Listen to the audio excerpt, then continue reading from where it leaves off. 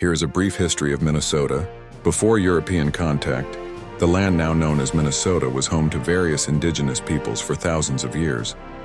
By the 1600s, the primary groups were the Dakota, or Sioux, in the south and west, and the Ojibwe, or Chippewa Anishinaabe, who had migrated into the northeast. French explorers and fur traders like Father Louis Hennepin, who famously named St. Anthony Falls, were among the first Europeans to arrive in the late 17th century. For the next century, the region was a vital hub for the fur trade, contested by the French and British. After the American Revolution and the Louisiana Purchase in 1803, the area came under United States control. The U.S. government established Fort Snelling in 1819 at the confluence of the Minnesota and Mississippi rivers to protect its interests.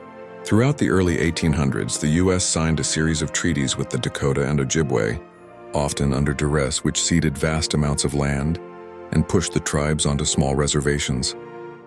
Minnesota Territory was established in 1849, with St. Paul as its capital. Settlers from New England, Germany, and Scandinavia poured in, drawn by fertile farmland.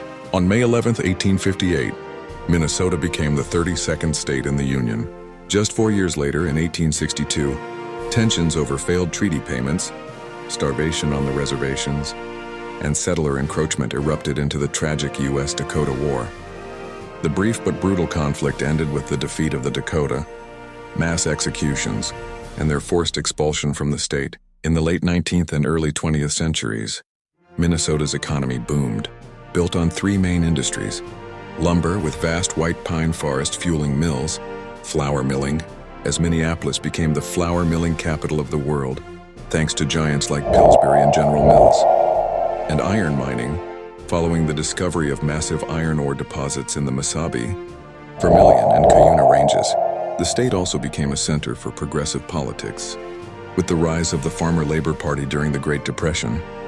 Today, while agriculture and mining remain important, Minnesota's economy has diversified into technology, medical research like the Mayo Clinic, and finance, consistently ranking high in quality of life and education.